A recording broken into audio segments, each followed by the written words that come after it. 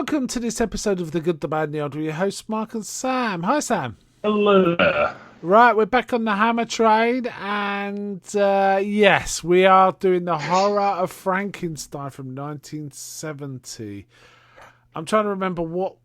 Is this not the sixth Frankenstein movie we've done? I think so. Something like that. That's a lot. Okay, so this is the sixth.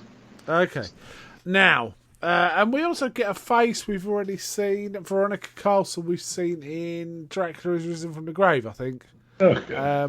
She was the daughter, not the daughter, the niece of the priest who finally takes on Dracula. She was that lady. Right, okay, so, yeah, they kind of call this a semi-parody, a semi-remake of the original film. I don't really think it's either. But basically... Just a weird, partially slapstick movie.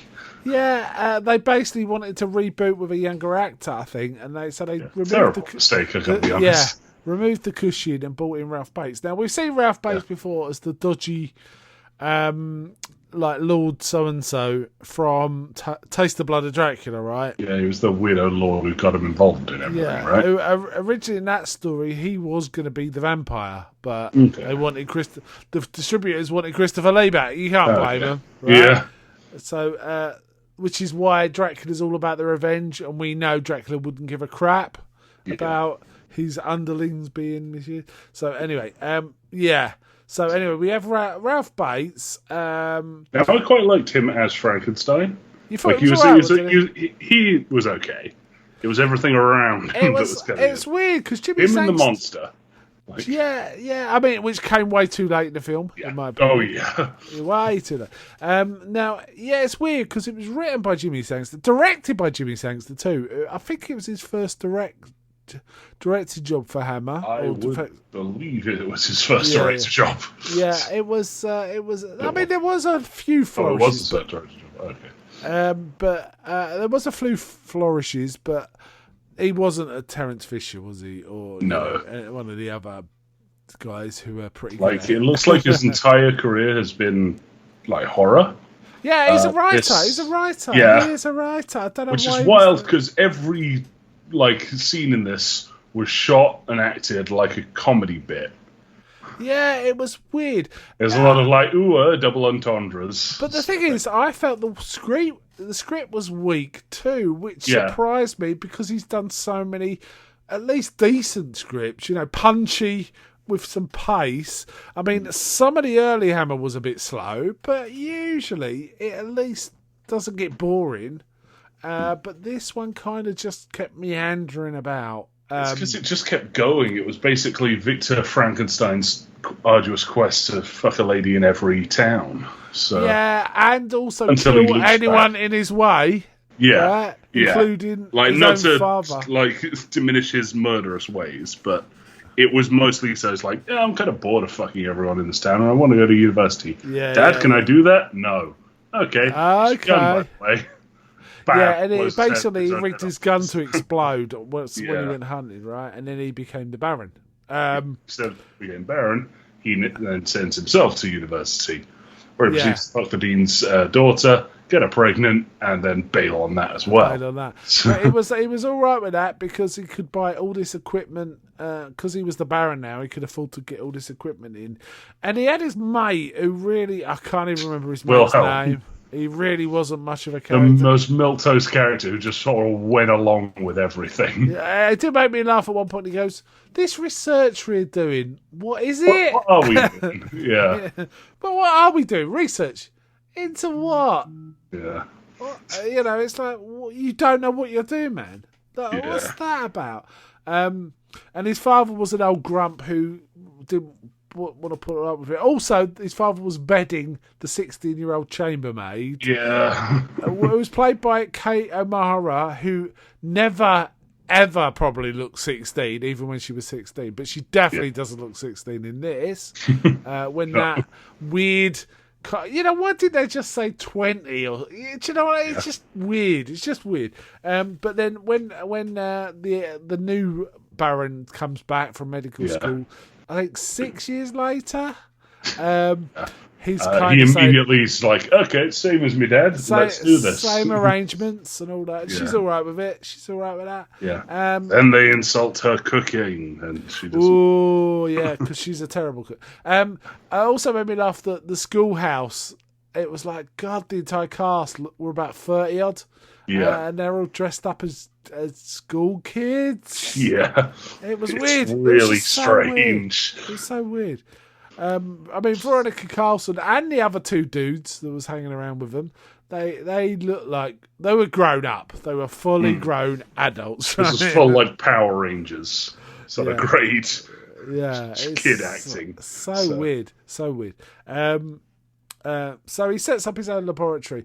I did like a few touches in the lab, like the weird setup. So he had like concentrated acid in massive jars, and with a pull of a button, he could tip the whole lot into a vat, right?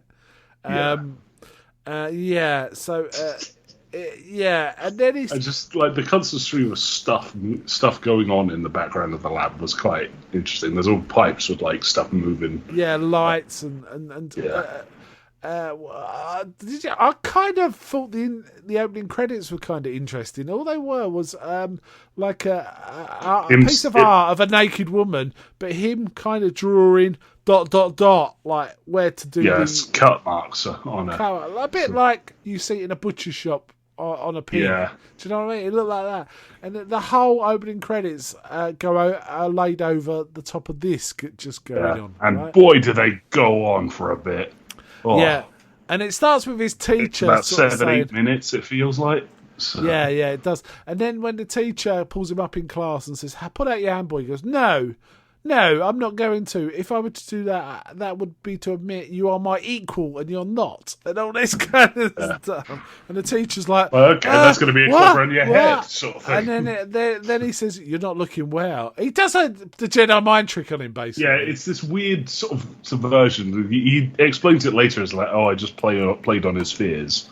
Yeah, he says, you don't look well, sir. You really should go home. You feel a tightness in the chest. God, you should get to the doctor. God, I hope you make it in time. Yeah, all that. But that did make me laugh. That was silly. It was proper silly. But did you like it, dislike it? I thought there were a couple of funny scenes, but other than that, it was just a very boring retelling of the same story we've watched about 5 times. Yeah, it was dull. It was dull. Now, one point of interest is the monsters played by David Prowse, right? Yeah. And we do see him as 7 years before Star Wars. Yes. And he was all right. Well, there was one scene where we see David Prowse and he gets shot dead, right? Where highwaymen are holding up a stagecoach, and Victor and Wilhelm are riding past, and they basically save the day. But Victor first says, "What? I might get hurt. I'm not going down there." Stuff like that. But Wilhelm does go to the rescue. But then Victor steps in and sort of says, "Right, you need." He says, "What does he say?" It's basically a case of you should run if you value. And then he shoots one straight away. He just shoots one and goes, "Oh, what the hell!" Bam. Shoots him anyway. He's like, okay. Yeah. That was one of the first slapstick bits, I thought. She just had the sort of tone of like, hey, go away. Hey, you know what? Yeah. And one of them who gets killed there is David Prowse. And I think he cuts his head off, right? I think he just cuts his head off. He cuts everything off of him. Yeah, he cuts everything off. And he starts talking about, we think about it, at medical school, it'd be 200 students on one head, but now we got a whole head between the two of us and things like that. It's weird. Oh, and he also gets this dodgy grave body snatcher guy, played by Dennis Price, the actor Dennis Price, who's more famous for earlier comedies, right? Who's a very, I don't know, like Oliver-like character, isn't he? He's just credited as the grave robber. Yeah.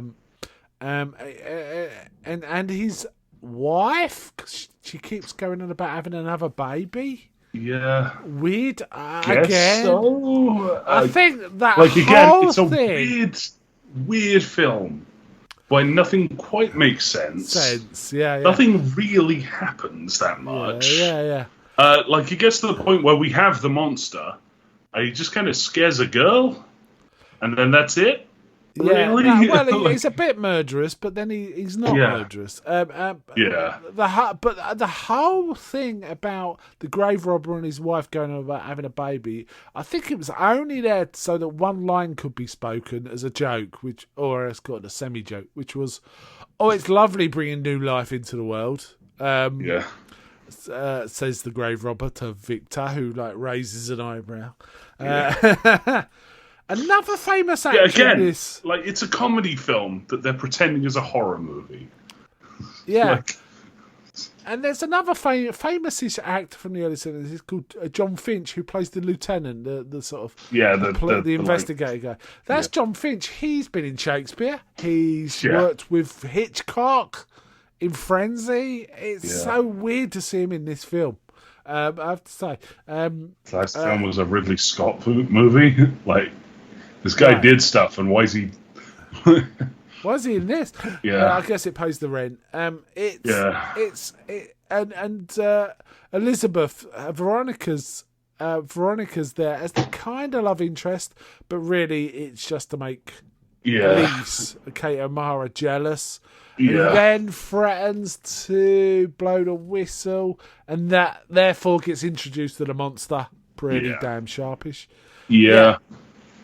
The grave robber gets it. Then a little girl almost gets it, but then the monster's nice to her. Yeah, she says that. He was a nice monster. It's weird.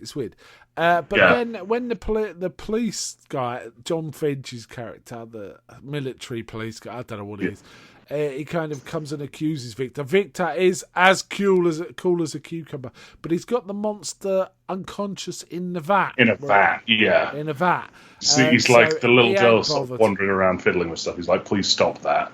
And then she deliberately pulls quite hard the rope, which pours all the acid into the vat. So the monster gets disintegrated. And in fact, we do see its boots float to the surface when everyone else goes. It's, again, comedy scene.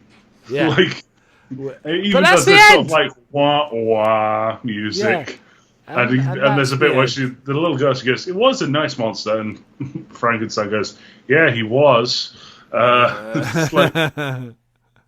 It just stops. Nothing gets resolved. There's no climax apart from bizarre little film. Yeah. What do you think of the makeup of the monster? I quite liked it as a put together person. I feel like this was more. I hesitate to use the term realistic as a put together person than in the Karloff Frankenstein with the weird head. But this looks like a person that's been sewn together. He had some of his skin was done in different sort of patches. He was still overall all white, but some of it was lighter, some of it was darker, and in the distinct sort of cut up chunks. Yeah, I like the fact it harked back to the pictures he was doing right at the beginning. In that you could see it looked like someone would. Yeah. The other thing is, it did also look a bit like there is a version of Frankenstein made by Kenneth Branagh in the 90s, and the monster in that looks a bit like this one. That was Robert De Niro, of all people. Okay. Which is kind of amazing. So that made me think of this. It was a dull film, I think, overall, for me. Though, you know what? Ralph Bakes wasn't bad. And we do see him in another one later on, which I think he's pretty good. He plays Dr. Jekyll. So I think we've got more to come from Ralph Bates. And in a good way, in a good way. All right, so this is definitely subpar compared to all the ones for me. Definitely. Yes. I think this might be one of the worst films we've watched so far. What do you think? Yeah, it's definitely worse than the Hammer films. So. Yeah, that's what I meant. The Hammer films. Yeah. I mean, I know Lost Continent was not a favourite of yours, really, but that was way more entertaining. Yeah, at least that was had some creativity behind it. It wasn't particularly interesting. There was a lot going on. Yeah. This very little happens, and there's some slapstick humour, and that's it. So. It's weirdly non-Hammer though. It looks Hammer, but not the usual. Aside from a extras. lot of chesty women walking around, yeah, there's not really any of the usual tropes. There's no bright blood. There's no weird fight at the end. There's no whatever the creature is undoing itself, pretty much. Yeah, and there's no bleeding Peter Cushing as Frankenstein. What made me laugh is the creature almost immediately became almost like a dog in terms of obeying his master. And I did like the fact that as soon as he woke up, Victor was not scared at all. He just went up and introduced himself. Yeah. He's not bothered at all. I do find it funny that, absolutely no adaptation. I don't think any adaptation of Frankenstein we've watched so far has taken, Victor is scared of the monster. Yeah. Really. Because from what I know of the book, he basically goes comatose with fear, immediately. And the monster runs away. So that's the inciting incident. But, in all of these, he's like, yeah, it's alive. Hey there, buddy. Let's kill people. Yeah. Right. Now, interestingly, right, David Prowse has played the Frankenstein monster 3 times. Yeah. The first time was in this. And apparently he went to Hammer before this and sort of said, I'm a big guy. I'd really like to play the Frankenstein monster. And they kind of kicked him out. But then Jimmy Sangster remembered him and approached him and asked him about doing it. Because it appears Jimmy Sangster had a lot of creative control over this project. But he also played the monster in the next and last Frankenstein film, which has Cushing back, called Frankenstein and the Monster from Hell. Though you wouldn't recognise him, his makeup is quite extreme. Like a sort of Karloff Frankenstein. No, he's more like an animal. Okay. Until you see it, you see. But he also, get this, played the traditional Frankenstein monster, the Karloff-y looking one, in Casino Royale from 1966. I remember him in that. Yes. Movie. It's the other thing about this film is kind of painless, isn't it? He kind of just sits there and it's okay, but I think it's the weakest of the Frank. Like I said, it's one of the weaker of the Hammer films overall we've seen so far. I will say after this, almost all the ones we got after this are pretty solid. Yeah. There's one I can't remember if I've seen or not, and one I know isn't good. But the rest I do know. And I haven't seen Frankenstein and the Monster from Hell, believe it or not. It's the one Hammer Frankenstein I've never seen before.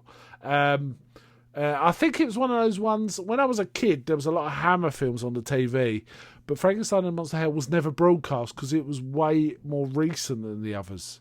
Do you know what I mean? Okay. Yeah. And I just never got to it, so I'm kind of looking forward to it when we get to it. But yeah. All right, let's rate this. What would you give this on your usual? I'd give this a -2 or something. It was bad and it was really boring. Yeah. It doesn't even sit in the quality section. Yeah. I'll give it a 4. That's about as best I could muster for this. There was a few bits that were kind of fun. But it was very superficial and didn't have much of a story and definitely didn't have much of an ending. So, yeah, it was okay. Let's put it up. Okay. Right, okay. So we went down. I should mention we did get some feedback. Oh, yeah? Wouldn't mind mentioning it. Okay. Nothing specific. It was after I put out our 900th episode, which I published as Mark and Sam do absolutely no new content this week, and just talk about all the Anyway, but this is from a chap called Vern Sherris, who's based in Canada, I believe. Vern Sherris, and he says, "Hi there, Mark. I'm a long-time listener and first-time poster to the Facebook group. Just want to say thank you for accepting me into the group. I've been listening to the Good, the Bad, and the Odd for almost 6 years now. It was sometime in the summer of 2017 when I found the show on a Google search." I love the show, especially Anthologic, Kingology. Kingology's kind of suspended. I haven't done a new show in that for 2 years. You run out but of King I haven't run out. I was reading one King book a month, and it just got too much. Yeah. And the Hammer House of Horror retrospective. Yep, subgenres. That's what we're doing now. Well, I think that's all for now because I can't think of anything else to say, so I'll say goodbye. So yeah, thanks, Vern. Thank you very it's always much. pretty humbling to hear like people have been listening for like 6, 7 years. So. Yeah, it's amazing, isn't it? Yeah, it's always nice to hear feedback too. Yeah. I should have mentioned we had a little comment for our 900th show from Bruce Hannon, who is a big friend of the show, big friend of the show, where he just saying congratulations. But yeah, so thanks guys, it's good to hear. Always good to hear from we do relish a bit of feedback. Fans. So but the problem is I forget to post we're doing this or we're doing that, and I keep meaning to put a few days notice to sort of say we're covering this if you've got any comments, but I always forget, so it's partly my fault. Anyway, so next time we do a main show, we've got a Daisy. Shall we tell her what we're doing, or should we keep this as a surprise? Yeah, you know what? Like, let's do what you're saying. Like, let people know what we're doing. Okay. So I was thinking, using the admittedly like unfortunate news about Julian Sands. Yeah, very recently. tragic news about Julian Sands. I am glad Warlock. He was good in Warlock, so we didn't say anything negative, particularly about. Yeah, I am very glad. I was relieved. Very lucky, especially with some of our track record of these Daisy films. Yes, but so he was good in Warlock, so that's fine. Yeah, he was really good in Warlock. Really weird and creepy. So the film I was thinking of doing, it's called Arachnophobia. It's a 1990 horror comedy. It's got Jeff Daniels as the lead. Julian Sands plays an explorer in, I think it's South America. I have seen the film, but about 15 years ago. It's John Goodman in it as well. Yes. I was thinking this would also be a very good sort of Daisy spring-off point, because you got Jeff Daniels, you got John Goodman, you got Brian McNamara. If you really want to loop it around to a section we no longer do anymore, he was in Short Circuit. Amazing. Okay. Well, that'll be my choice, won't it? Okay. Yeah. We'll see. But so next time we'll be doing Arachnophobia for our Daisy. That's cool. All right then, let's wind up there. So bye from me. Bye.